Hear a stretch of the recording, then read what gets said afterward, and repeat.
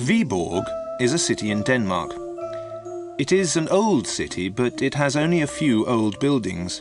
A great fire destroyed most of the old town in 1726. Mr. Andersen was writing a book on the history of Denmark. He went to Viborg in 1891. He wanted to study the history of the town. He stayed in an old building in Viborg, the Golden Lion Inn. The inn was nearly 350 years old. Andersen asked the landlord for a large room. The landlord of the Golden Lion showed him two rooms, room number 12 and room number 14. There were 3 large windows in each room. The windows looked onto the street. Andersen chose room number 12. In the evening, Andersen went downstairs for supper. He saw a blackboard. The names of all the guests were written on the blackboard. Andersen saw that the inn was full. There were no empty rooms. Andersen noticed that there was no room number 13. 13 is an unlucky number. Many people do not want to stay in a room with an unlucky number. When Andersen went upstairs to bed, he tried to unlock his door. It did not open. Then he saw that he had made a mistake. It was the wrong room. The number on the door was number 13.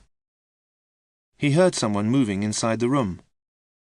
"I'm very sorry," he said, and went to the door of room number 12. Perhaps the servants sleep in room 13, Andersen thought. He decided to ask the landlord about it the next day.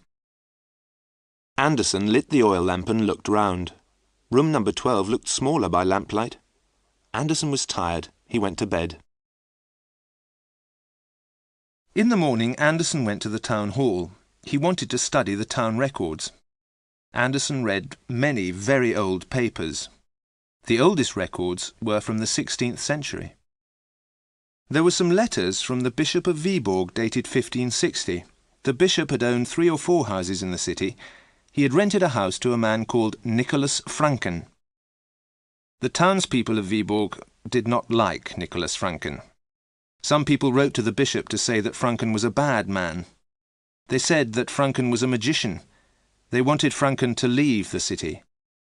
The bishop said that Nicholas Franken had done nothing wrong. He did not believe that Franken was a magician. It was time for the town hall to close. As Andersen was leaving, the town clerk spoke to him. "I see you are reading about the bishop and Nicholas Franken," the clerk said. "I am interested in them, but I do not know where Franken lived. Many of the town records were burnt in the Great Fire of 1726.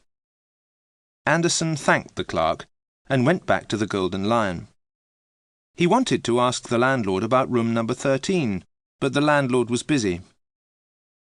Andersen went upstairs and stopped outside the door of number 13. He heard someone inside the room. The person was walking around and talking in a strange voice. Andersen went to his own room. He decided that number 12 was too small. He decided to ask the landlord for a large room. Also, he was angry because his suitcase was missing. It had been on a table beside the wall. Both the table and the suitcase had disappeared. Perhaps the landlord had moved the suitcase to a storeroom. Andersen wanted it back. It was too late to call the landlord.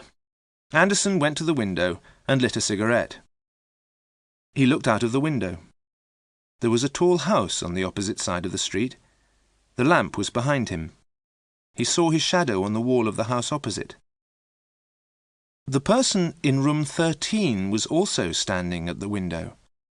Andersen saw a second shadow on the wall of the house opposite. This second shadow was strange. The person in room 13 was wearing a tall, pointed hat. Also, the light from room 13 was red. The light was the colour of blood. Andersen opened the window and put his head outside. He tried to see the person in the next room. He saw the sleeve of a long white coat. That was all. The person in room 13 suddenly moved away from the window. The red light went out. Andersen finished his cigarette. He left the ashtray on the window ledge. Then he turned out the lamp and went to bed. The picture sequence from the cinema has finished. You can look at it once more if you want. Next morning, the maid brought hot water to the room. Anderson woke up and remembered his suitcase. "Where is my suitcase, please?" he asked. The maid laughed and pointed. The suitcase was on the table beside the wall. It was exactly where Anderson had left it. He noticed another strange thing. His ashtray was on the middle window ledge. He clearly remembered smoking his cigarette by the end window, next to number 13. He finished dressing and decided to visit his neighbour in room 13. He was surprised when he went to the door of the next room. The next room was number 14. Anderson was frightened. Was he going mad? After breakfast, he went to the town hall and read more of the old papers. He found only one more letter from the bishop about Nicholas Franken. A group of townspeople had tried to make Franken leave Viborg. They had gone to Franken's house, but Franken had disappeared. The bishop wrote that no one knew where Franken had gone. That was the end of the matter. That evening, Anderson spoke to the landlord of the Golden Lion Inn. "Why is there no room 13 in the inn?" he asked. "Many people won't sleep in a room number 13, the landlord replied. "They say it's unlucky." "Then who is in your room number 13? asked Anderson. "There isn't a room number 13, the landlord said. "Your room is next to room number 14. "Of course," said Anderson. "I must have made a mistake. Would you like to come up to number 12 for a glass of brandy and a cigar?" "I'd like to very much," said the landlord. They went upstairs together. They went past room number 10 and room number 11 to reach number 12. The landlord looked at the inside of number 12. "This room looks very small," he said. Anderson poured 2 glasses of brandy. Both men lit cigars.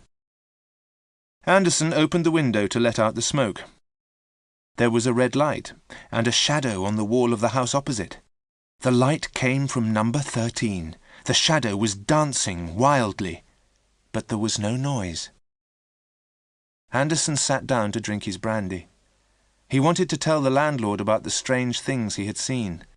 Suddenly, a terrible noise came from the next room. "Is that a cat?" asked Anderson. "Or is there a madman in the room next door?" "It's Mr. Jensen," said the landlord. "He often stays in room 14. The poor man must be ill." A loud knock sounded on the door of Anderson's room. Suddenly a man opened the door and came in. "Please stop that terrible noise," the man said. "Mr. Jensen," the landlord said. "We thought you were making the noise." The 3 men looked at each other for a moment. Then they went out quickly into the corridor. The noise was coming from the door of room number 13. The landlord banged on the door and turned the handle. The door was locked. "I'll bring men to break the door down," the landlord shouted and ran down the stairs. Jensen and Anderson stood outside number 13. The noise inside the room became louder and wilder.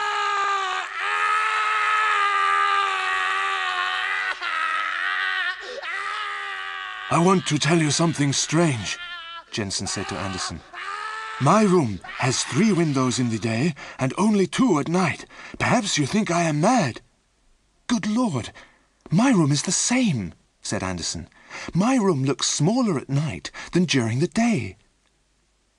The door of number 13 opened suddenly, and an arm came out. The arm was thin and covered in grey hairs. The fingernails were long and dirty. Anderson shouted and pulled Jensen away from the door. The arm disappeared and the door closed. The sound of mad laughter came from number 13.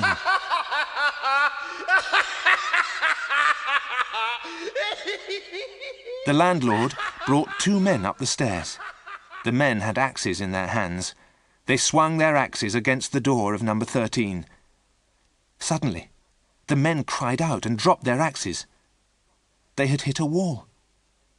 The door of number 13 had disappeared. In the morning, workmen pulled up the floor between rooms 12 and 14. Under the floor, they found a box. There were old papers inside the box.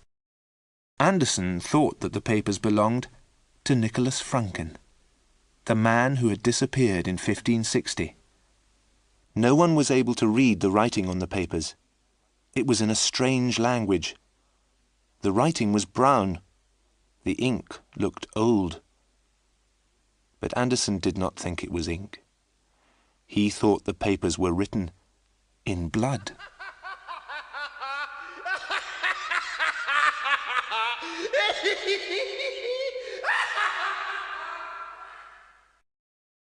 The picture sequence from the cinema has finished. You can look at it once more if you want.